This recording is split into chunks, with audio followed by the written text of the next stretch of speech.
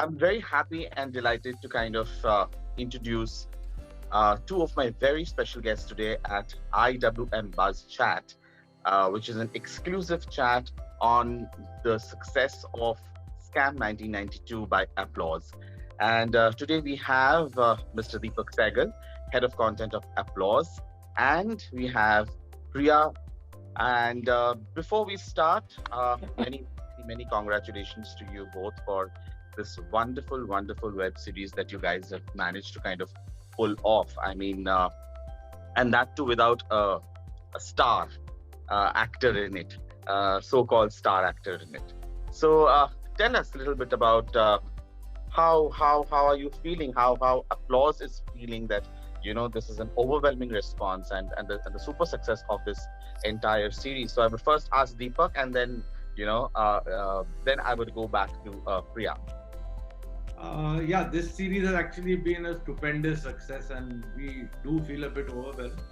But most of the series that we've put out so far, whether it be on Hotstar, on Netflix, Amazon, or now Sony Live, have done well.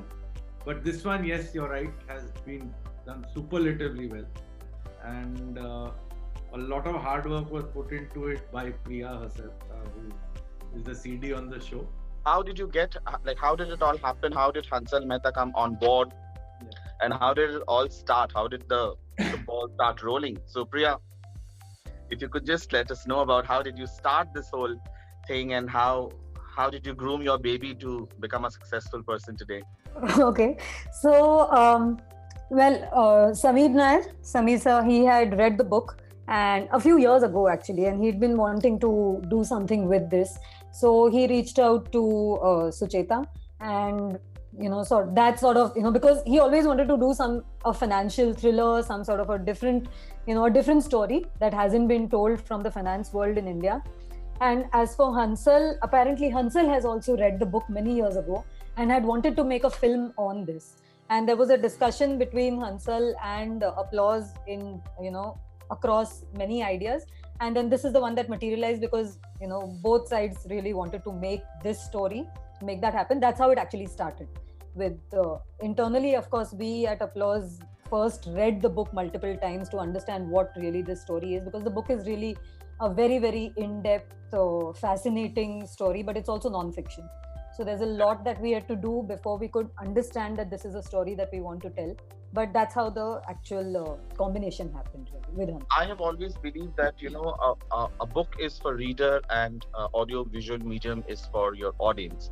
So obviously when you shift the medium from a novel or a book or a text to an audiovisual medium, as a creative person, what are the biggest challenges? What are the primary challenges that you face or you work on as a team, that now people have read this, it's a well-read bestseller book, we are going to kind of convert it to an audiovisual medium, be it a web series or a movie or whatever.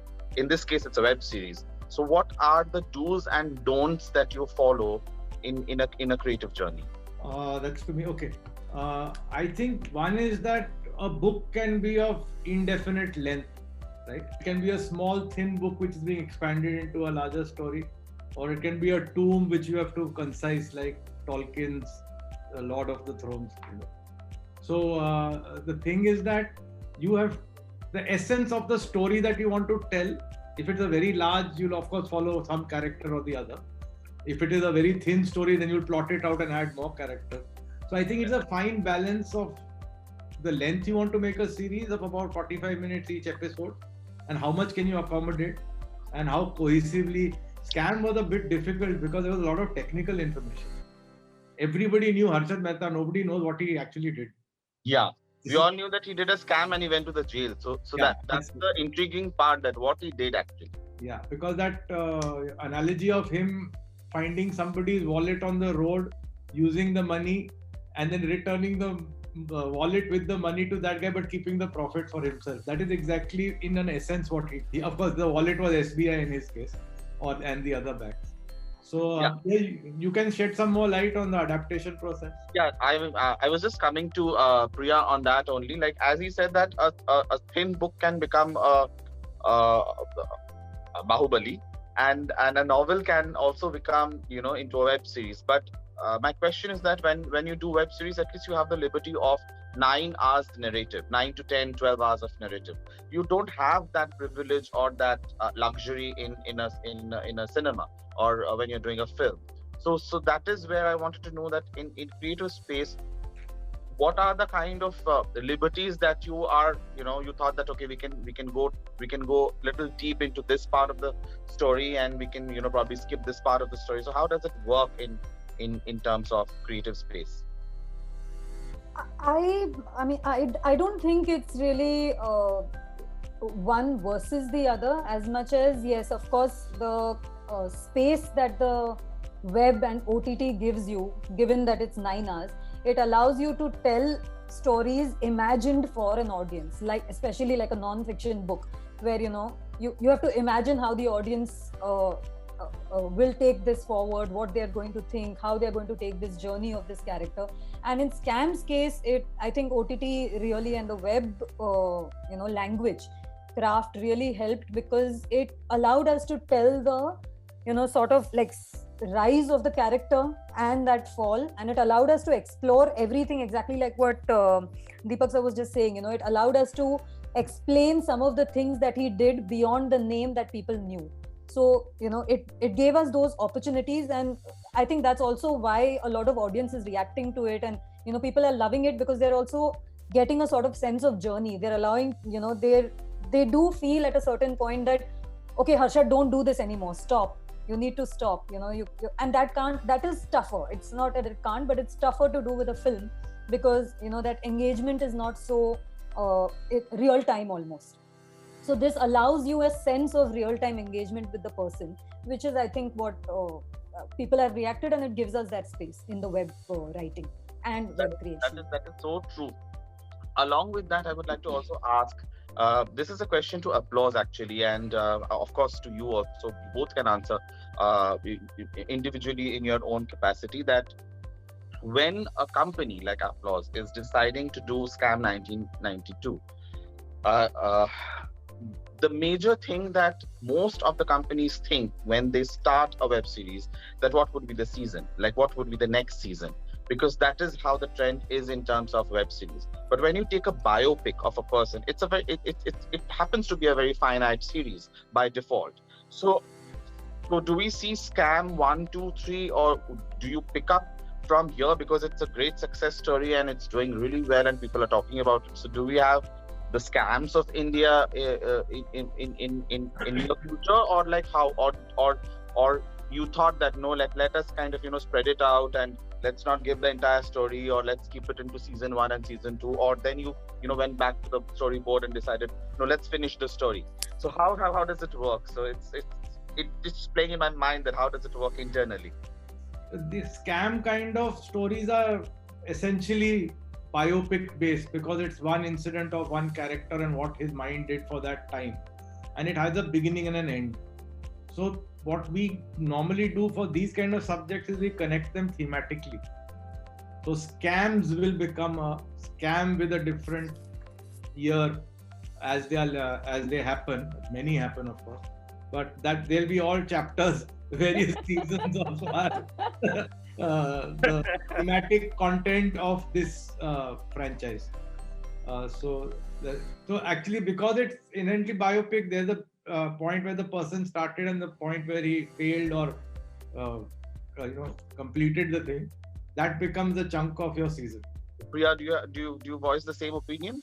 Yeah, absolutely. Actually, we because there was so much to tell in Scam, and we really gave a lot of time and space to the writing process, to our entire research and writing time, and we did discover that there was so much material that what do we do with this, do we make this forward, do we do something else? There were a lot of discussions that we had on what do we do, but like Sir just said, that this is a it has a definitive end on where it goes, and there is an underlying theme jiske liye we have a lot of material in India.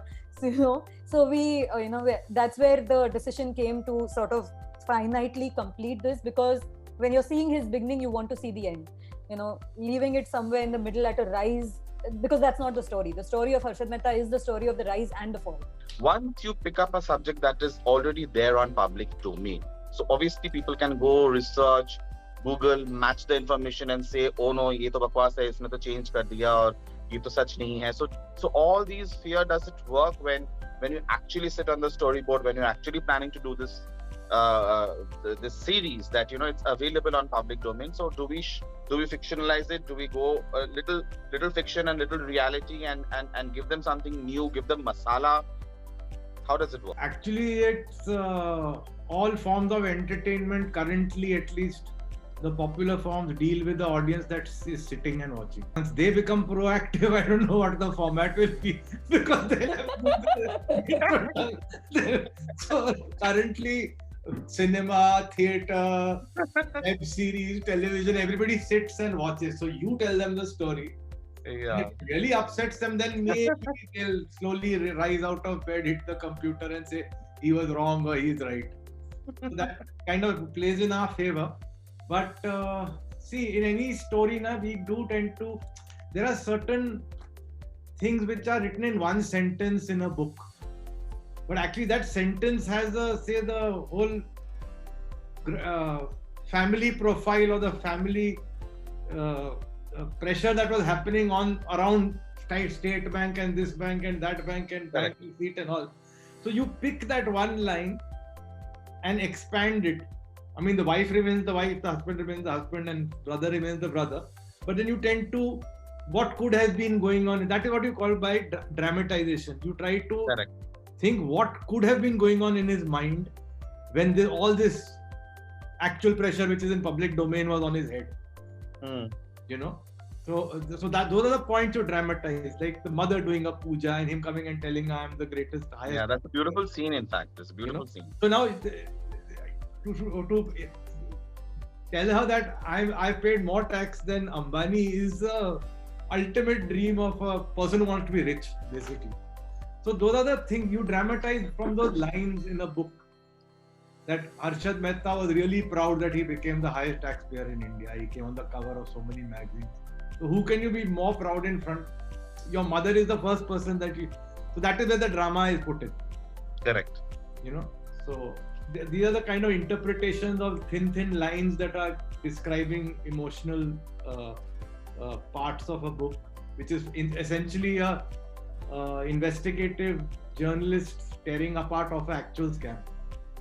So in that, to put family and friends becomes the task of dramatization. That's true, Deepak. So from Deepak, I would like to, what he's saying, I would like to ask Priya that, so what's been the role of Sucheta Dalal and Hansal Mehta in this creative process? Like, as he's saying that there are a lot of, dramatization, there are a lot of intriguing moment in Harshad's life, which eventually came up on screen. So what was the contribution of Sucheta and, of course, Hansal Mehta being the captain of the ship? Well, Sucheta, she was, when we actually first time that I read the book and all of us read the book, I read it a few times. That's the first thing that I really did. And then we began to, sort of ask all the questions, because it is technical. It's, and, nobody knows it better than Sucheta and Debashish, of course, because they were really the people, they put it all down. And it's a bestseller. It's been known for like 25 years. And, she really made this happen, right? I mean, she's the hero of that entire story. That's why the book is there. So first things we needed from her is to explain all those figures and, the way things were happening, because, because it's, besides numbers and names and figures and, that, the complication of the system and how things were happening, that's really the first thing that we needed to understand from Sucheta. And she took out really, she took a lot of time to explain modus operandi and stuff to us during the writing. Our writers often met her. We all, had a lot of meetings with her. Of course, the book, because it's written off the breaking of a scam, or, it doesn't really have the journey of the journalists themselves. That is stuff that we began to, then, like Sir said, we started to understand what a journalist who was completely after truth all the time, all through the, scam period, what she would have been going through, what was, what would have been the drive. And that's how the Sucheta and Debashish track really began to develop, along with the way the family was dramatized. Hansal was, of course, through the writing process with all the writers. So earlier we had Sumit and Saurabh, and then there were the other writers, the dialogue writers who came in. And so, yeah, we would constantly have notes sharing and many discussions, many meetings, writer rooms. And a lot of time it was also about, approach more than literal scenes, because we didn't want to we didn't want to start educating, and we didn't want to start making it very preachy or documentary or pedantic in that sense. We wanted it to be like an engaging drama, the drama of the how she broke the scam and how he continued to do what he was doing despite seeing all the pitfalls that were going on. So that is something that we would keep coming back to in the adaptation every time that we discussed it. And it sort of then organically, of course it took some time, but then it sort of organically then fell into place. And we always had this, this is only a percentage of the book really, because there's a lot more that is in the book that can't come into a show. So we had the book to always keep going back to and keep referring to for especially the technical stuff. So that's how really, Hansal was completely involved through the writing, and he was with the writers, he was with us, and we were we had many sessions where we would always discuss approach, character, drama, dialogues. So that's how really the whole process went. So I was coming to another point, which is another very important thing when creative people like you come together and put up a show like this. You chose a period drama. I would say 1992 as a period drama, in the sense it's obviously it's pre-mobile and pre-whatever these eras. So you have to keep all those things also in mind while shooting. So what are the hiccups? What are the pre-production work that went? Obviously, this question is to Priya, and then if Deepak wants to kind of add on, then I'm more than happy to have him on this particular topic. That what are the hard works that you had to kind of face on ground while shooting? So actually, it started much before shooting, because a lot of it started during the writing. And as it developed, we did realize at some point, we knew that we were doing, we were telling the, like you said earlier, and sort of an iconic story that people know about. So we always knew we wanted to make it engaging. We were doing all these things that you do during writing, which is to sort of develop the scene, make sure how it's happening. But you always, at some point, you begin to realize that, okay, this is, this can go beyond being period. It can, this has, if we do this right, we know that, this has universal appeal in a sense, not so much as everyone wants to be rich, but that, that there is the story here of somebody whom everybody knows of, but doesn't know what he did, how big a fraudster, scamster he was, what those frauds were like, and who's the person who really broke this story, that whole angle. So we knew it was developing there. So as we were writing, we, the kind of scenes that started getting created, the kind of offices that, because a lot of it is also, office setups and what different kinds of offices. We began working on these looks much earlier so that it could be written towards that also.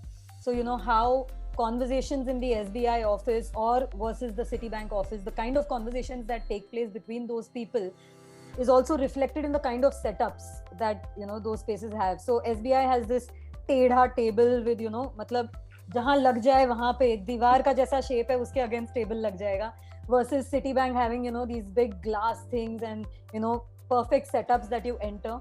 And, so these setups started coming to our mind much earlier. There were many ideas that got thrown, including really periodizing this in, putting them into perfect, like big collars and bell bottoms and hairstyle, Amitabh Bachchan hairstyle. But at some point, we as we were discussing, as we started referencing this, we realized, we don't want this to take over the narrative. It shouldn't start overshadowing the narrative, and people shouldn't begin to, ideally people shouldn't start relating to ke अरे हाँ ऐसे कपड़े होते थे. It's more about the story of this person. So it should not become Once Upon a Time in Hollywood. Yeah, it shouldn't start setting itself up, so much that, people start saying, I used to have pants like this, more than this is the story. So, then we sort of changed the, the point of view that we were looking at. And, so that it was that kind of a mix. And there are very, very few pictures. There are some, but there are very few pictures of Harshad Mehta in things that are besides, the regular shirt and stuff. So imagining him in a kurta or imagining these things all came from a lot of thinking of middle class Gujarati family and what people, So of course it's imagined and dramatized, but those are the kind of things. Similarly with the setting, actually, a lot of it, most of it is, shot on real location. We have, I think, 1 or 2 sets.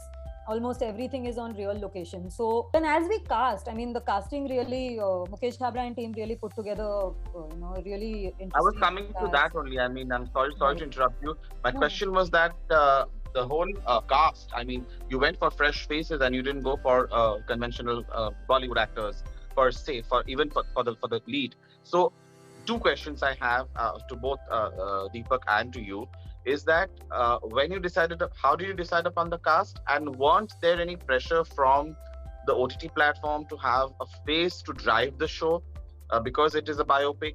So how does it function? How do you guys take a call, and how does it kind of take a final shape? Actually, from the way applause functions is we don't more often than not, we don't have a platform committed to a show before we make it. We make it we make it from episode 1 to the last episode. Oh, wow. Yeah, because that is the conviction that I think now Sameer and me have been working together for 30 years. So, and we've been through all the ups and downs. And creatively, I think we kind of can put together something that works. Because that much experience is there. This is not going to work. Let's not go down that track. Of course. It's always potential to work. Even sometimes things that are very well made also fail, but we have that capability of assessing what can work. As far as Starcast goes, so there was no platform at the point when we started making this series till we actually went into post, and so there was no pressure from that side. It was just pure conviction, and how that conviction came about, Priya can tell us more about from the casting angle. Yeah, I mean, actually, there were, as it happens, I think, in general, when you start approaching, there are a lot of names that are thrown up, especially for both Sucheta and Harshad, who are really the 2 driving, opposition forces in this, one on the part of right and the other totally going off. So there were names that got thrown up, a lot of discussion happened, but then Hansal had seen a couple of Pratik's films, Gujarati films, and he had liked his work, and so when he sort of brought on Pratik's test and we saw it, I mean, the only thing that Pratik didn't fit was Harshad's size, because Pratik is, I mean, he's now come back to his really lean self, but so he was exactly that, he's a really lean guy, he's very thin. So the only thing that didn't match was his body and the face, but then, it was a great test, and Hansal was very convinced, and, you got to go with the director's conviction, right, especially the cast that he wants to direct. So we were all, up for it, except that he didn't look anything like Harshad would. And, we were wondering how this guy is going to age, because although it's just, actually Harshad's story is really the 70s and the 80s are, a big deal, but really towards the late 80s to the mid to late 90s, it's that 10 years which covers a big chunk of the story. And in 10 years that, how Harshad Mehta really looked, he aged. He lost all his hair, he, gained a lot of weight, and we were wondering how we're going to do this transition. This guy has no metabolism. I mean, he has really good metabolism. What are we going to do with him?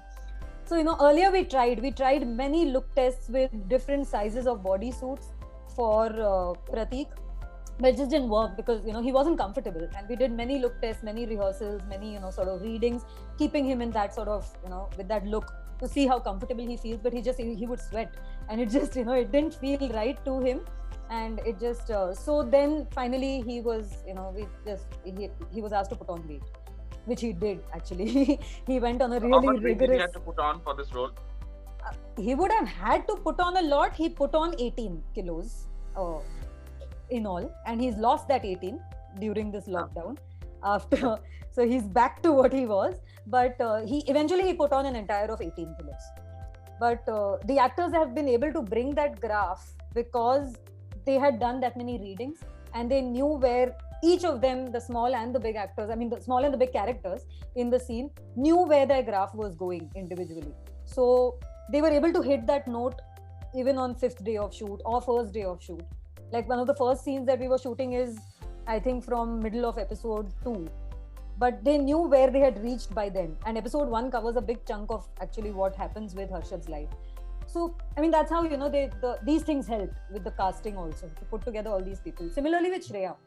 She actually knew nothing about the investment banking world and all. So she had to do a lot of reading and a lot of understanding, a lot of asking people. Coming back to again Applause and the success of Scam, I guess Puneet Goenka even kind of tweeted and wrote about Scam being one of the finest web series. So this question goes to Deepak that they are actually the rivals. I mean they are running a parallel OTT channel, and Scam was not in their OTT channel.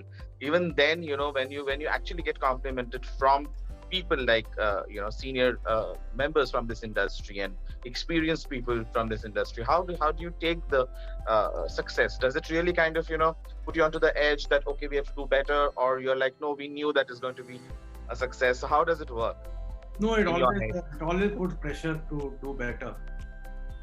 I remember in Star once we got 100 out of 100 shows on TRP, and I was the only guy who panicked. I was the only guy who panicked because I knew that. So, see what happens is when you have such a big success, then the pressure is there to match it. But I don't think you should go, batty trying to set that as the benchmark and say, next box office also I'm going to hit this much only. You have to concentrate on telling the best story you can. I mean, the appreciation can come from a smaller audience, but a larger amount of appreciation is also welcome. So Scam, though, of course, went across all. I mean, my people who work for me have seen it at home, and they're saying, "बहुत अच्छा बनाया साहब, आपने पहले बताया नहीं, दूसरा कौन सा बनाया आपने?" They're asking me because that word of mouth you can't beat. I mean, you can do anything, but if somebody recommends something who you trust recommends something, hey, you haven't seen that or what, then you can't stop yourself from going and seeing it. Yeah, so the pressure is there to do better and better. But as I said at the beginning, all our shows are of a certain quality, a certain approach, a certain style of execution, so that our benchmark was already very high. So, and it is not exactly a budget-based benchmark; it's a quality-based benchmark. Where of course, key thing is that we need to enjoy the story ourselves before we tell it to anybody, right? So that's the simple logic we follow. Deepak, I have another question for you, and Priya, you can join in it. The thing is that we all know that we are reading about this whole government policy that is coming up now. Since Applause as a company doesn't really wait for an OTT approval or approved project per se, and you kind of create your own content.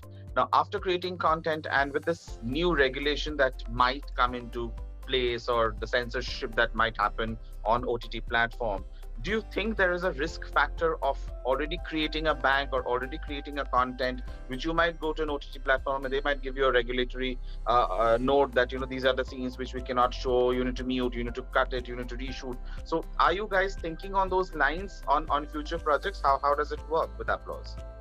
We have a slightly tempered approach anyway towards content. We are never on the edge of being branded as this or that.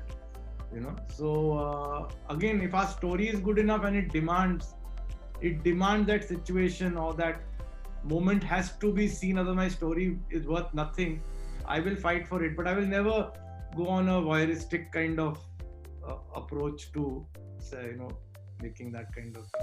So it is worrisome that again there'll be. I think this policing should be done by the industry itself. That moral code has to be set by the industry itself, because otherwise, that like prohibition makes people drink more. So when you make something a forbidden fruit, then the people seek it out more. True, I agree. Yeah, so that is the problem that happens with then you have a CD kind of business that thrives and this and that. You can have healthy discussions with people you think are overdoing it and call them to the table and say, guys, come on, pull back. It has to be, but it can't be that this one product is terrible for the nation.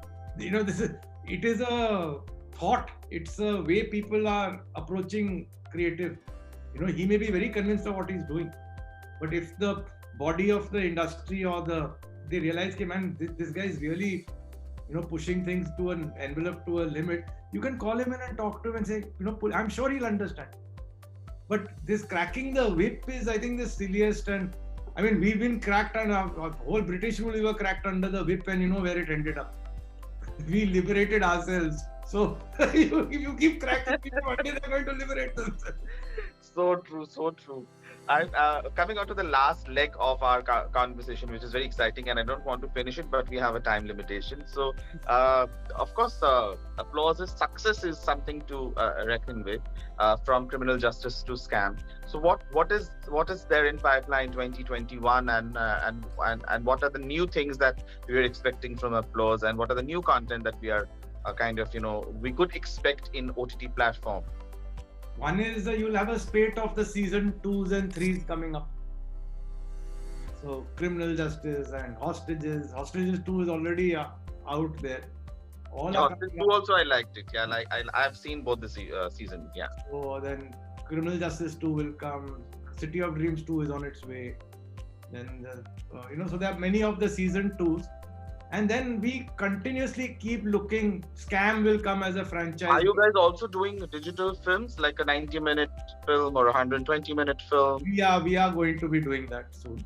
We are just approaching the stories and subjects right now. Also, there's that theatre versus platform kind of debate going on, with theatres severely handicapped nowadays with COVID the pandemic. Yeah. So that is one field that we are approaching. But always from us, you can always expect a great story. Let me tell you that. I don't think I'm 60 years old now. So by the time I'm 70, nobody should be able to tell me, Deepak, that was a shit story. You may made it badly, but it has to be a good story. Number one. So lots of new stuff coming, like 16 to 20 shows a year is our target, and I hope we keep 220. 16 to 20. 20 is the dream target. 16 to 20, okay. Priya, so that's what you're saying, web series is. But apart from web series, are you also looking at the newer space in OTT, like the quick web series, the short films? Actually, yes, we will be looking at shorter series with longer episodes. I don't know how that levels off. Documentary is a space we really want to get into.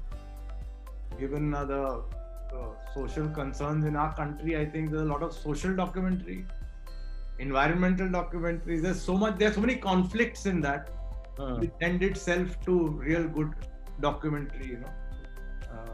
So the documentary is one place, and then feature films for OTT or for theatrical. So that is the way forward. And lots of series, as I told you. So Priya, how does it work on your end in terms of the creative, as a creative director of Applause? How do you scan? How do you approve? If whoever is listening to our interview, there are a lot of talented people who wants to probably approach the whole idea of Applause, giving platform to new ideas, working with newer people. So how does one, if they have to approach Applause, what are the qualities that they need to have in them before they approach? Like, what are the scanning process? What are the filters? Well, frankly, firstly, it's got to be a good concept. It's got to be a good story. It's got to at least have the potential to, grow and become, try and tell. It's not about, is this scam or is this, something else. It's a certain, it has to have a good story, because when that's, the first reading, if it doesn't capture you as potential, then you're, really going to be struggling to try and put potential into something, which tends to happen. But if if the material you have has potential, then you can only pepper it and garnish it with better stuff and make it really good, or really great. But it's got to be good to begin with as a story. It also needs a lot of resilience, because you've got to want to stick with it. You've got to want to let it organically develop, because there's a lot of collaborative work where we collaborate a lot with all the teams, with all our producers. So there's you've got to be resilient to sort of know that this is going in the right direction. You want to make it well, and you want to stick with it, and you just that's really pretty much the main thing. It has to have potential, and you want to stick with what you want to tell if you want to pitch. And then I mean, everything else comes later about who you want to put together, what the team is, but the meat is in the story. So you want to put enough to find a good story to tell. Superb. So there is a big applause for Deepak and Priya and the entire team of Applause, because of putting up a beautiful show like this. And I'm sure that whoever is watching this interview and this interaction, they will also kind of know, and they know where to reach out, because in today's time, there are really good talent out there, young people who want to kind of tell new stories. And these platforms and organizations like Applause, people like you, are probably the right person to kind of, hear them out and then let it out for public to see. So on that note, I would like to kind of say a goodbye and a belated Happy Diwali to you all. And I'm sure you guys are having a great Diwali for sure, because nothing succeeds than success. And we are here to tell success stories of successful people. And Deepak, you come with a lot of experience and a lot of success stories. And I think this is just a small feather in that big hat. Thank you, Ram. Thank you so much, Deepak. Thank you so much, Priya. And I sign off from today's chat of IWM Buzz Specials Scam 1922. Keep watching us for special episodes on success stories. Thank you so much. Thank you. Thank you.